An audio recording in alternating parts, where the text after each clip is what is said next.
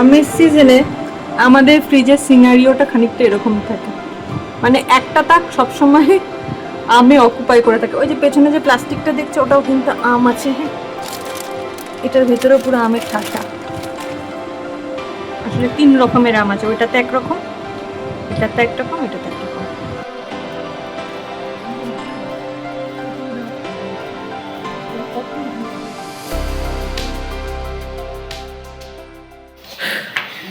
সকাল সকাল ভালো এবং খারাপ দুটো ঘটনাই ঘটে গেল।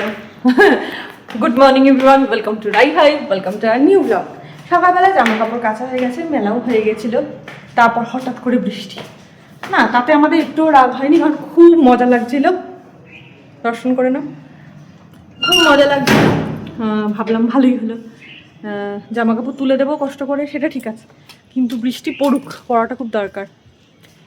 শুকনো জামা কাপড় ভেজে রাখলাম, বৃষ্টিও হলো না, মানে ছাগলও যায়নি এই বৃষ্টির ঠেলাতে বাড়ি।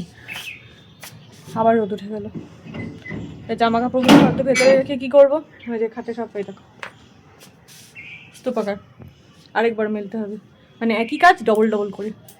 কে লাইফ হ্যাঁ, ভীষণ এনজয় করছি আমি আমার লাইফ এখন।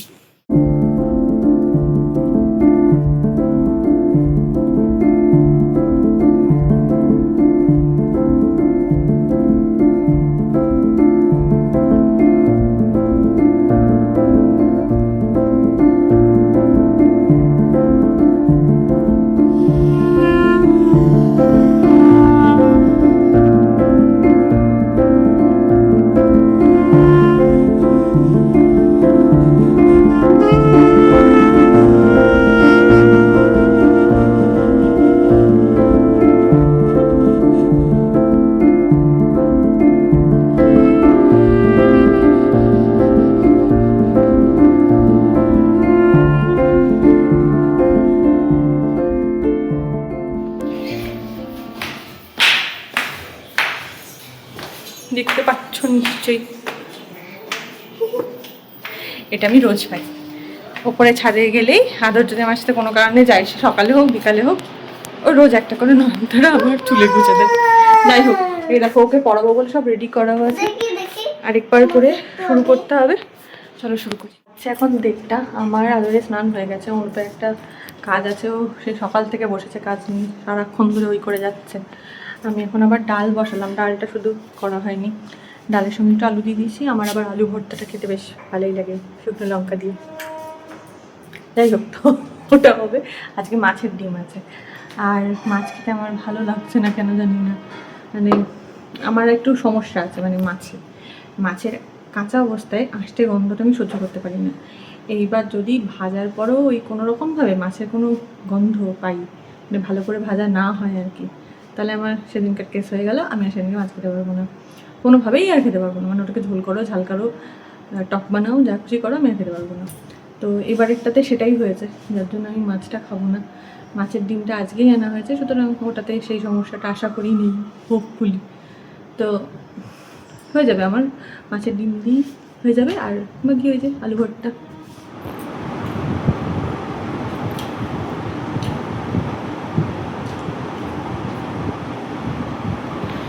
এইদিকে আমি খাচ্ছি গোলাপ খাস, ইনি খাচ্ছেন মাছ ভাজা, দুপুরবেলা খাওয়া দাওয়ার পরে।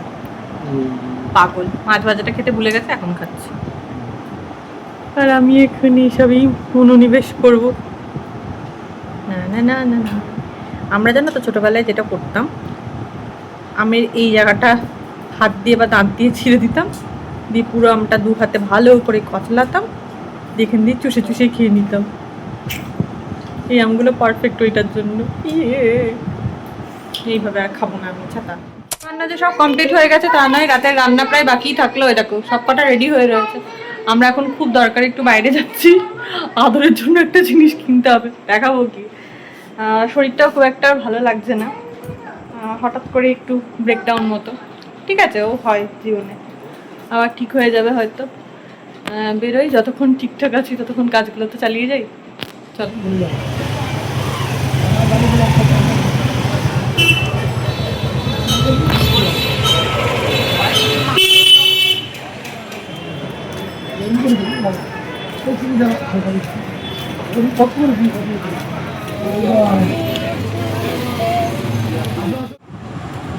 আমের সিজনে আমাদের ফ্রিজের সিনারিওটা খানিকটা এরকম থাকে, মানে একটা তাক সবসময় আমে অকুপাই করে থাকে। ওই যে পেছনে যে প্লাস্টিকটা দেখছো ওটাও কিন্তু আম আছে, এটার ভেতরেও পুরো আমের ঠাসা। আসলে 3 রকমের আম আছে, ওইটাতে একরকম, এটাতে একরকম, এটাতে একরকম। এটা এখন চললো যতদিন ম্যাঙ্গো সিজন চলবে। দেখো আদরের জন্য আজকে চিকেন ভুনা খিচুড়ি বানিয়েছি, কিছুই না, নর্মাল খিচুড়ির মধ্যে গোবিন্দভোগ বলছি, তো বাসমতি চালের খিচুড়ি, সেই খিচুড়ির মধ্যে চিকেন দেওয়া আছে। কারণ চিকেন খেতে ভীষণ ভালোবাসে, আর ওর জন্য একটু চিকেন ফ্রিজ করাই ছিল। আমাদেরও হয়ে যাবে, এটা নয় যদিও, এটা শুধুমাত্র আদরের।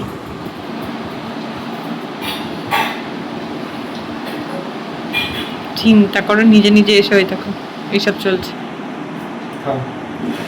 কোথায় তুমি ঠিক করেছো? এটা বেরিয়ে গেছে তো, বেরিয়ে গেছিল, বুঝতে পারিনি তো। ঠিক করে করো। সকালবেলায় সব ওয়ার্কশিট রেডি করে দিয়েছি, এখন পাপা সেই ওয়ার্কশিট গুলোকে ফিল আপ করাচ্ছে, মানে হোমওয়ার্ক করাচ্ছে আর কি। আর আমি একটু রেডি হয়নি, তারপর আবার এডিটিং করা আছে।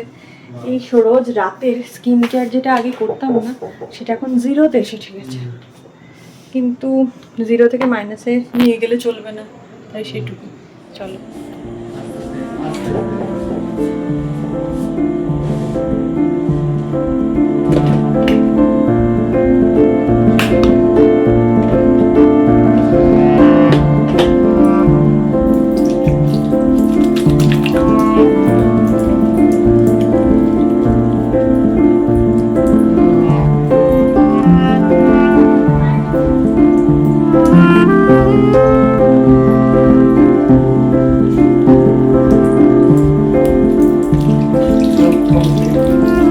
ঠিক আছে, ওই পিন আপটা করে দাও।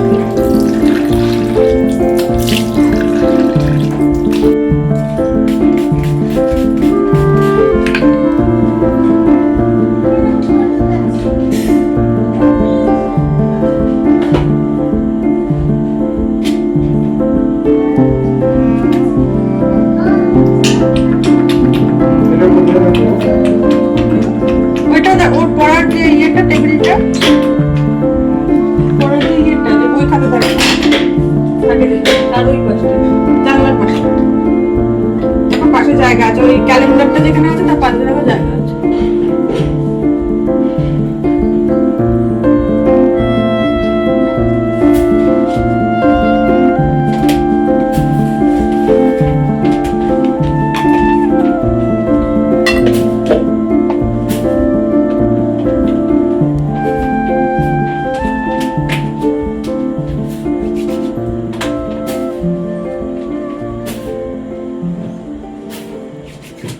কেয়ার ডান, এবার আর কি এডিটিং, তারপরে বাদরটাকে ঘুম পাড়ানো, তারপর যদি ঘুম আসে রাতে আমি তোমাকে মারবো।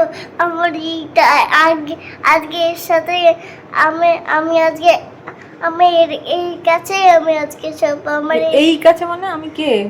মার কাছে আজকে আমি সব ভালো লাগে। ও নাকি মার কাছে শোন না? হ্যাঁ, মার কাছে শুধু ভালো লাগে, মার কাছে এটা এইটা একটু